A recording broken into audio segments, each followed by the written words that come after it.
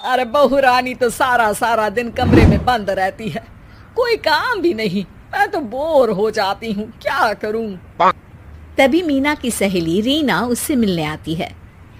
अरे मेरे घर का भी यही हाल है, बेटा ऑफिस और बहू कमरे में बंद, समय काटे नहीं कटता।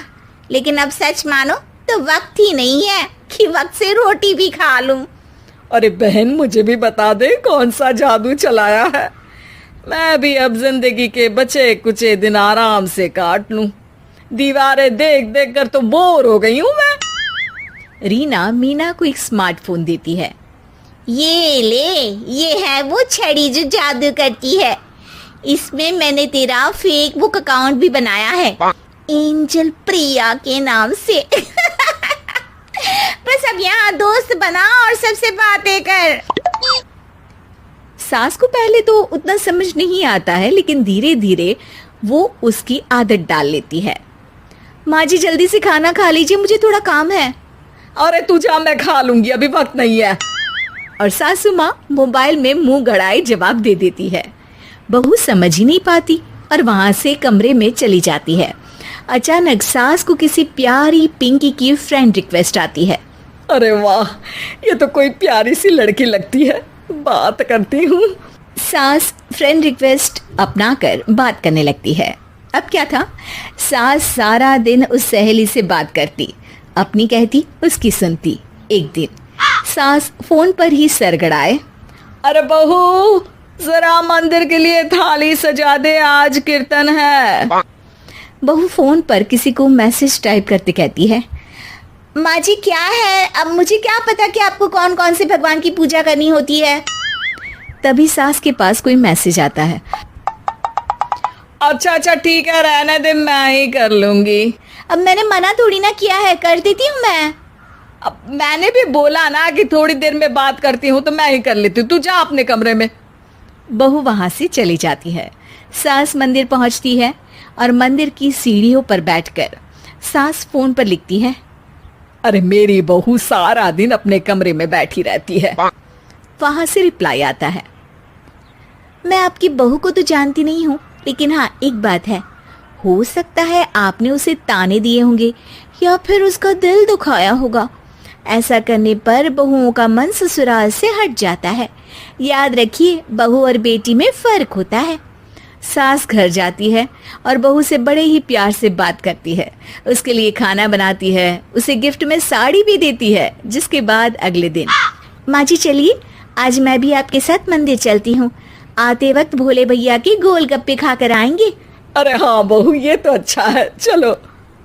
सास मन में सोचती है कि उसकी फेक बुक वाली दोस्त कितनी अच्छी है।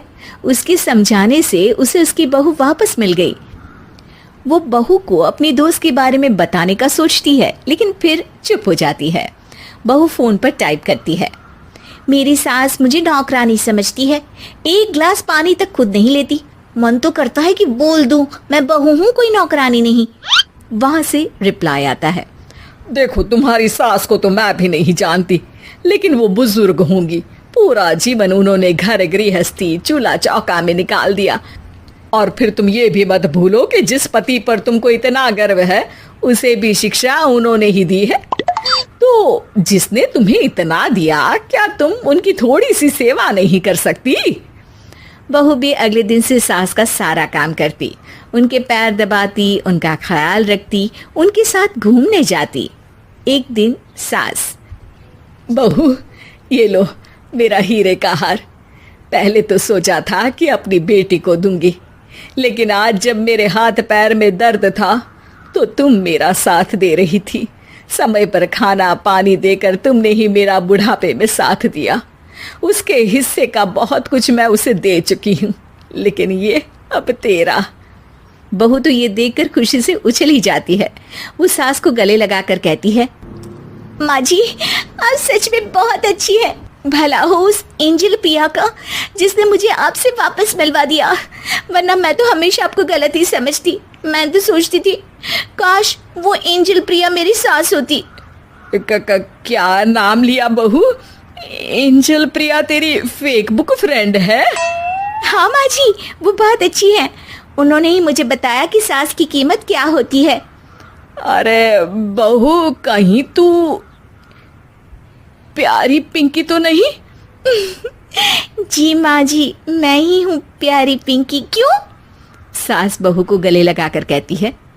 मैं भी यही सोचती थी कि काश प्यारी पिंकी मेरी बहू होती। शुक्रिया बहू। सासू माँ, शुक्रिया तो हम दोनों को फेसबुक और सोशल मीडिया का करना चाहिए, जिसने हम दोनों को एक दूसरे से दिल से मिला दिया। अब तक दोनों को समझ आ गया था कि जो खुशी वो बाहर ढूंढ रहे थे, सच में तो वो उनके घर में ही थी।